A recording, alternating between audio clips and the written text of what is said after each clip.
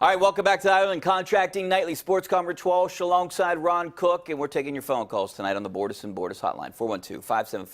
412-575-2600 is the number. We have a couple lines open, but before we get to the phone calls, if you need a roof, make sure you call Ireland Contracting. They're the best in the business, 1-800-NEW-ROOF. And if I need a roof, I would give them a call. I'm sure Ron would give them a call. But right now, we're talking about the Pirates right now. Their run differential now, after they lose 9-3 tonight, they're 20.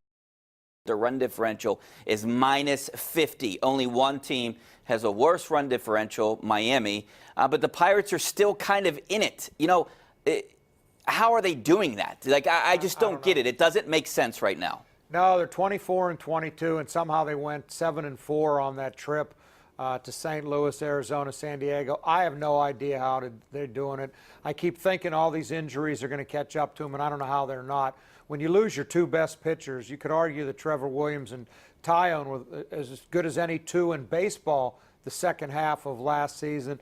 Now you don't have either of them. I have no idea how long Williams is going to be out. I keep thinking it's going to catch up to him. I did last week when they lost that game at home to Texas when Felice came in, walked 3, gave up the home run to Pence. The next night they go to St. Louis and get beat 17-4. And yet they come back and take the next 3 games. I don't know how they do it. I keep waiting for them to collapse. I'm going to give a lot of credit to Hurdle and the players so far. But tonight, the Rapu, just, you know, I thought he was going to get out of the first inning, Rich. Yeah. He had 2 on, 1 out. He gets Arenado, who's one of the best hitters in baseball, to pop out. I'm thinking he may end up getting out of this. Then he gives up the 3-run home run to Murphy, and they never recovered. So. But I don't think people could be too upset tonight because they saw Josh Bell hit another one into the Allegheny River. 454 feet, only the 5th time it ever hit. He's done it the last 2 times, twice in May 8th and whatever today is, twice in 2 weeks. Yeah. Unbelievable power. And that ball just, you know, I'm sure planes passing over saw it. It was that high, that far, and if you saw it, not many people were there. I think they announced a crowd of, about 9,500. It's a shame. They've been playing better. But those who saw it tonight, Rich, they'll remember that one. Not often you see one hit into the river. Yeah, I was over there. I was lucky enough to get to see it, and you knew it was out of the ballpark when he hit it. As soon as he hit it. Yeah, and the right fielder just looked up. But the power he has is just incredible. I would say that I would definitely take the under on 9,500 over there tonight, seeing Josh Bell. Right. You know, they do probably paid should attendance. Be glad the way they played. This one would have been drove you away if you had been there tonight. All right, let's go out to the phone lines. Let's go out to Bob out in Greentree. What's up, Bob? Yeah, hey, that was a very refreshing interview today with Juju. And glad to see that he's accepted the fact that he is a leader on this team now, in the locker room and on the field. And he's still a young kid. And the interesting comment he made at the end was, there's no drama on this team anymore. Let's just kick that around for a while. I'll listen to you. Well, let's see if they follow through with it. It's easy not to have any drama on May 22nd. Let's see going forward once the season starts. I think they got rid of their big problem in Antonio. We'll see if other people are going to step up and become a problem. Everybody's going to be watching Tomlin this year, Rich, and he's got to take control of his football team again. Yeah, I think they got rid of all their big problems. They got a lot of character guys in this locker room now. I mean, you look at Antonio Brown, he might have been the biggest. Le'Veon Bell, Martavis Bryant, those are guys that I can think of just off the top of my head. James Harrison, you can add that to the list.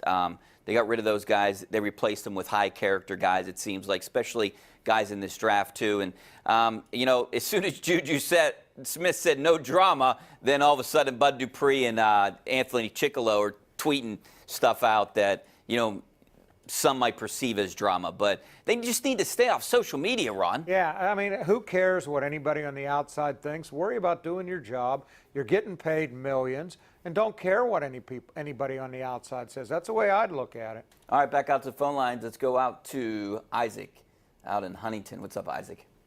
Yeah, how you guys doing tonight? Good. Thanks for calling. Good. Yeah, first of all, shout out to Josh Bell, man. He went rocket man with that shot out in the Allegheny tonight. Loved it. My call was about Ben Roethlisberger being the true leader of this team. I questioned him years ago. I questioned him when he lost Le'Veon Bell. I questioned him taking half without Antonio Brown. Fact of the matter is, man, he's pulling this team together, have him out to his lake house. He's ready to win. He's ready to win now. 5,200 yards last year, led the league. He's in his prime, 2-year extension. Let me hear your thoughts on where the Steelers are going this year. Well, first of all, he's taken people to his lake house before, so that's nothing new. Yeah, I think he's motivated to prove that he can win without Antonio. He's always been as motivated as any player I've been around. There's a lot of production to replace without Antonio in there. And you think, Rich, of what this team has lost since December of 17. Ryan Shazier goes down. Le'Veon Bell doesn't play last year. Now Antonio's gone. You could argue that's 3 of their 4 best players after Ben. It's a lot to replace. We'll see if they can do it.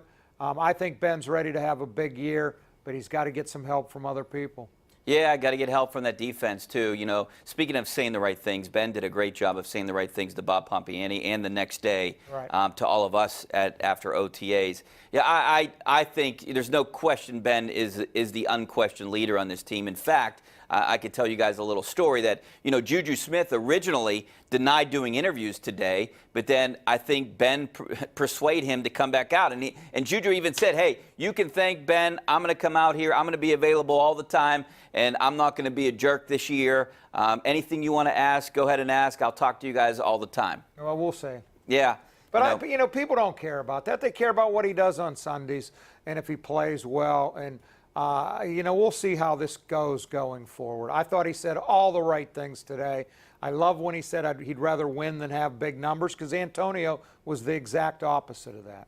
Yeah, and Juju actually had 5 catches in that win in the Bengals at the end of the year. I looked that up. He had 5 catches. I don't know how many yards he had, but he had 5 catches in that win.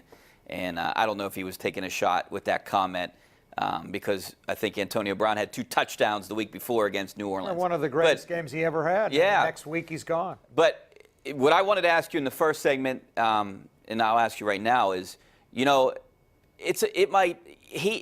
since Ben doesn't have an Antonio Brown, he's not going to treat anyone like an Antonio Brown, so you might see him spread the ball out even more than he does right now. And he does do a good job of spreading the ball out. So, you know, even though Juju Smith-Schuster is probably the #1 receiver, but I would expect to see that ball go to a bunch of different receivers. Yeah, he's got to go to who's open. And, I mean, if it's Moncrief, if it's James Washington, if it's Vance McDonald, I still think they have some real good targets for him. He's going to go to the guy who's open. I think there were times in the past he tried to force it to Antonio to keep him happy. Sometimes that resulted in big plays. Other times it resulted in interceptions. So I think they have a chance to be a really good offense without Antonio. But these other guys got to really step up. And I'm talking not so much about Juju, but James Washington, Moncrief, McDonald. Jalen Samuels has got to be big out of the backfield, I think.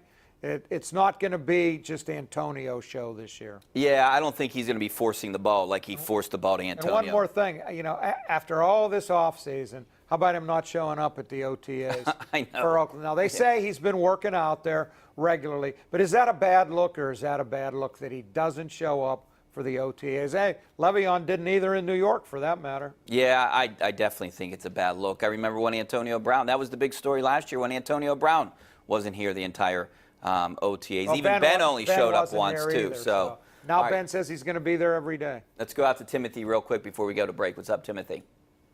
Hey, guys. Thanks for having me on. No problem. I may be in the minority here, but I think we're going to miss AB. You know, I think Juju's a big drop-off. I don't think you're in the minority. I mean, I think they are going to miss him. Yeah, they're going to miss him. But they're not going to miss him in the locker room, and that's basically what they try to emphasize today. Not going to miss the drama on the field, even during games, when he pouts, loses focus, runs the wrong routes.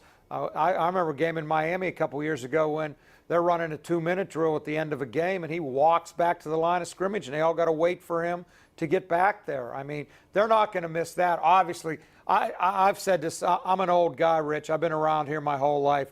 I watched Swan and Stallworth play their way into the Hall of Fame, deservedly so. I think Antonio's the best receiver I've ever seen in Pittsburgh, and that's a mouthful saying they're better than those guys. They're going to miss him, but they're not going to miss the other stuff. One thing that I noticed being down there the last couple of days was everyone talks about it being a team now. team. They've been using the word team. So, you know, they might be better, and I'd be willing to bet that Ben Roethlisberger has less interceptions this year than he did last year. Well, hopefully he had a bunch last year. All right, we're going to take a break. Back with more of your phone calls and some of your tweets coming up next. Stay right there.